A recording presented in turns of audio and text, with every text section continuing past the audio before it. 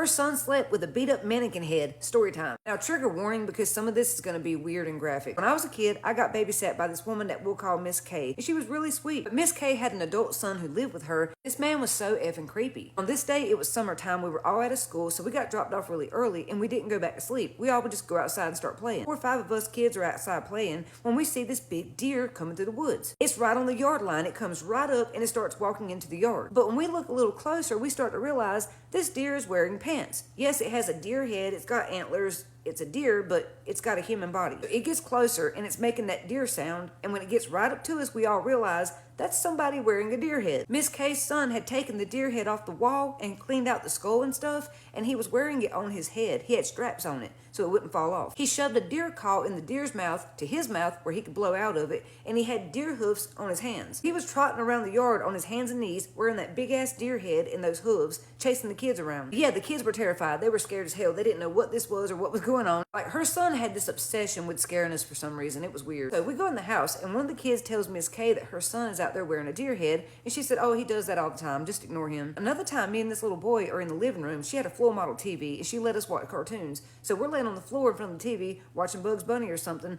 when that little boy beside me starts screaming every breath. So because he's screaming, I'm looking in the direction that he's looking at the wall, and around the corner, we see somebody peeking, and they're wearing this scary mask, like a witch mask. It was creepy as hell. I could understand why he was screaming. So the little boy jumps up on the couch, covering his face with the pillow, crying, and I'm still laying on the floor like on my back. Miss K's son, he's crawling on all fours, making this noise, and he crawls right up to my face and gets nose to nose and turns his head side to side like that. He just stares me eye to eye, and then he crawls backwards, still face to face, crawls out the room. And I just roll back over and start watching cartoons. Like, I don't know why I didn't tell my parents. I guess maybe because I grew up in a haunted house, that wasn't the worst thing I'd seen. I guess it wasn't scaring me as much as it did the other kids because I had been there longer and maybe I got used to it. He started doing that on a regular basis. Like, if you go to the bathroom, if you came out, you would see him wearing a scary mask peeking around the corner. Sometimes we'd be outside playing in her garden, like digging stuff up or planting stuff, and we'd look back at the house and we'd see her son standing at the kitchen window wearing that scary mask just staring at us. There'd be times where he would climb up a tree and just be perched up with that mask on watching us play. So one day, all hell broke loose when Miss K had to go to town to get some groceries. She couldn't take all of us with her. She had a car, so she let her son babysit us while she was gone. There's like 5 of us kids sitting in the living room watching TV. When 1 or 2 of the kids walk off, it was a boy and a girl, and they're gone for a few minutes. Next thing I know, I hear Miss K's son yelling,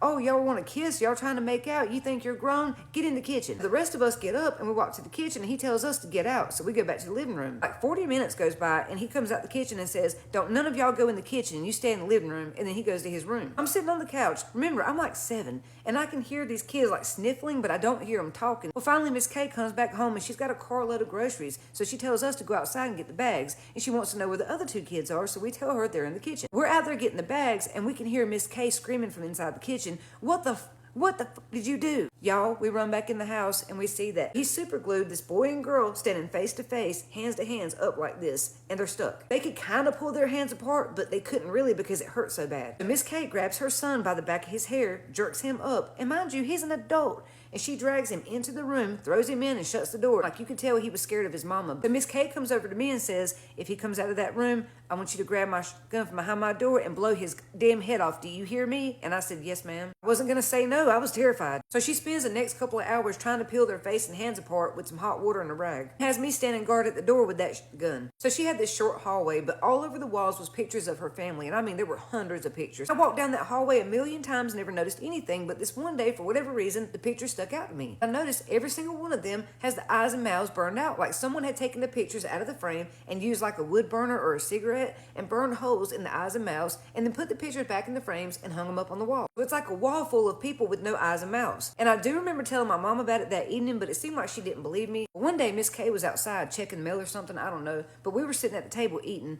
and I had really long hair. It was in a ponytail, and her son comes walking up with a pair of sharp scissors and walks behind me and grabs my ponytail like he's going to cut my hair, so I pull back like out of his arms, and then he tries to pull it again, and I said, no, don't touch my hair. And then Miss K came in, and she grabbed him by his arm and jerked him back and said, I told you to leave her alone. He was always walking around me like trying to rub my hair and stuff, and I would like flick him off like, stop. Now looking back, I can tell he was kind of targeting me more. I don't know what the deal was, but Miss K always protected me, but she shouldn't have had him there in the first place because she knew something was wrong with him. Something was wrong with that whole family. And this is crazy. The more I talk about it, the more I have flashbacks of things I'd forgotten. So another time she had this big basket of strawberries sitting on the freezer, and she told us we could eat them if we washed them. And he came in with this bowl of stuff. It looked like powdered sugar, and he told one of the other girls to dip her strawberry in it and eat it. And right before she started to do it, Miss K took the bowl out of his hand and dumped it in the trash. She then looked at her son and said, "What the hell is wrong with you? Get the fuck out of here," and he left. Now, her son had this old beat-up truck parked out front of her house, just old drunk truck full of stuff, and the kids would go out there and play in it and dig around. So we're sitting on the grass near the truck, and 2 or 3 of the kids are in the truck plundering,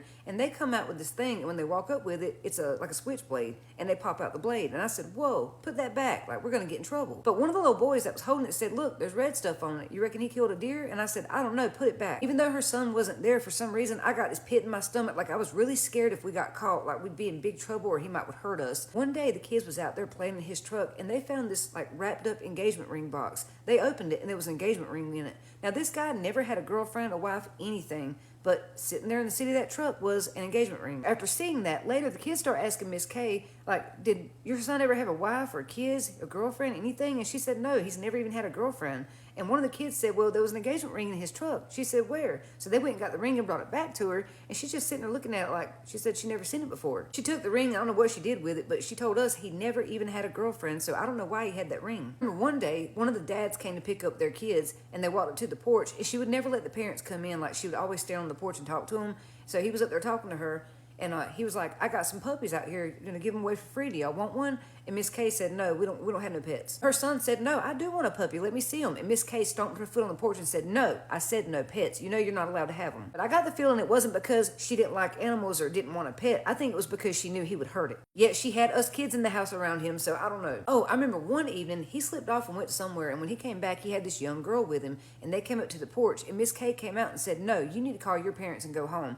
And her son was like, "She's gonna hang out here with us." And Miss K said, "No, you're not allowed to have visitors, and you know that." So the girl ended up calling her dad, and her dad came and picked her up. She was a lot younger than him. Oh, and one day he was gone, and the kids went in his bedroom, and oh my God, I wish I'd never even went in there. He had magazines under his bed, and all the eyes and mouths had been like burned out, just like the ones on the walls, and there was like drawings on their faces. Basically, he was drawing wounds on these girls, like they'd been shot, stabbed. He also slept with this big mannequin head. There was no body, just the head, and his hair was all messed up. It looked like Cindy from Rugrats. It was all fucked up. He slept with that mannequin head every night, and he would walk with it around the house, holding it, like talking to it, trying to feed it and stuff, telling us it was his girlfriend. So it all came to a head one day when Miss K was in the back doing something, and one of our parents came to pick us up, and the parent managed to go in the house, and they seen some of the things that were in there and freaked the hell out. That little boy's daddy put all of us in his car and took us to our houses and talked to each and every parent and told them not to ever take us back. I was really upset that we couldn't stay no more. I loved Miss K. Now looking back, I'm thinking, what in the hell was going on in that house? Like, these people were crazy.